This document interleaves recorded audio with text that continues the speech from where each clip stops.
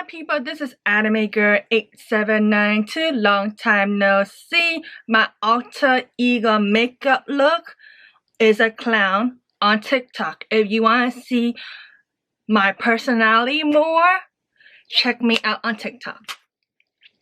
I'm gonna finally do the eyeshadow tag.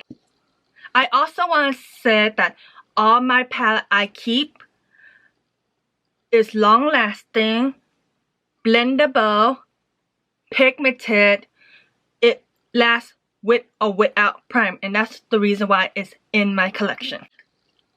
So let's finally get into that eyeshadow palette tag. Okay, since I have a small collection, expect to see a lot of these repeated. Newest palette is the Glam Light Cake. I haven't done a video with this because I have been lazy and not YouTube mood, but I love oldest palette, Bessie Johnson's. This was released last year. The review on this, especially on YouTube, was so bad quality. No one really gave it a chance. I only seen one good review, and I just realized there's not gonna be a good reviews that I trust. So I just went for it, bought it, love it, still in my collection. So this is what the inside of the Bessie Johnson palette look like. You can see which shadow I use the most. Have I done a full eye look recently this year? Not really, but I do dip into colors when I need it. Does this remind you of Bessie Johnson? Not really, but I think any fashion brand think of the consumer everyday base, so they think colors for people who will use it. Most expensive palette, Charlotte Tilbury Pillow Talk, starting at $54. I obviously use the shimmer a lot. It doesn't look like I dig into the matte, but I do use it. Oh, so pretty. It might be pricey for something small, but it does last a long time if you don't dig into it. Most affordable, starting with ColourPop Lilac You a Lot, is $12. I use it a lot to the point that the lettering rub off. I obviously bought and used ColourPop before the monochromatic series, but I was biased with the formula. Some of it didn't work on me, so I had a little hate. But when I first saw this release, I fell in love and tried out other colors from the series. But it doesn't give me the same fall in love moment with the lilac. I have tried yellow, strawberry, peach, mint, she's the rainbow. I didn't feel the same love like I did with lilac. I also want to know, all the ColourPop palette, even with the cardboard, is magnetic. The plastic you can just hit and it will pop off, but with the cardboard you actually need a tool to dig it out on the side. Everyday palette, I have two. First is the Vocaloid Tokyo. Second is the Sailor Moon ColourPop. My go-to shade in the Vocaloid Tokyo is this pinky shade, this pinky shimmer. I haven't really used the mauve or the brown because my signature look is pinky shimmer brown eyeliner. And the shadow I use from the ColourPop Sailor Moon collab is this pinky gold color all over my face and eyes. And I have to admit, I bought two backup just because of this shadow. One day I'll find a dupe for it, but right now it's reasonable price.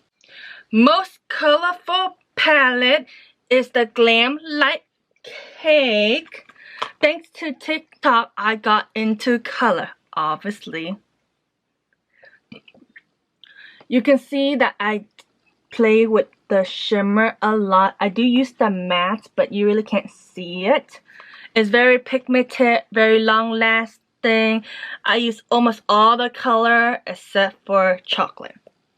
Most smallest palette is the Charlotte Tilbury. It fit on the palm of my hand.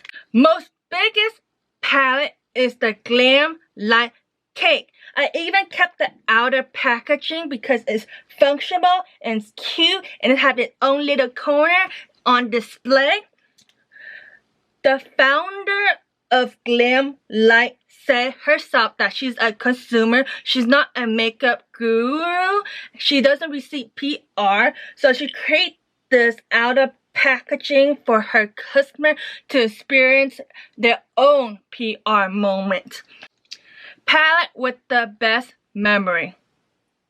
I don't really have a memory with a palette, but if I have to say, it's the Charlotte Tilbury. It's a easy to go, travel, finger approved formula. It just gives me a flawless look no matter what. Worth the hype. Glam Light. You see this cake is actually a real cake that she collabed with a bakery. Not only that, the color is pigmented, long lasting, shimmer is beautiful. The only thing that stained are the red tone, and I expected because it's red. Not worth the hype. I already decolored all these palettes, but 3 come into mind. First is the ABH Modern Renaissance. At the time, it was so hyped up that I got it. Great formula, but I didn't really see anything special. By the time they released Novena, I kind of got bored of the brand. The Novena, the normal packaging. Second was the Too Faced Matte Peach. I did so many reviews, swatches, but when I finally put it on my eyes, it was patchy as F. It's like Too Faced make beautiful, aesthetic, pleasing packaging, but it doesn't work on my skin whatsoever. And last but not least, recently I decolored the Tati Beauty. Yes, I fell in love with the glitter, but when it got to 2020, I haven't touched the palette or even remember or missing it.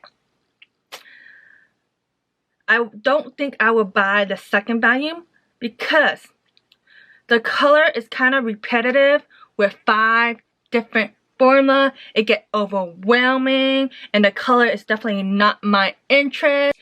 Favorite palette from a favorite brand is Glam Light and ColourPop. Most used palette. I don't really know. I can say what my most least palette is. The Sigma Beauty Cœur de Rosa. I remember the looks I created in that review video. That's why I haven't let it go. I haven't had the motivation to touch this. But it's so pretty. And the shimmer is gorgeous. That's all my eyeshadow palette.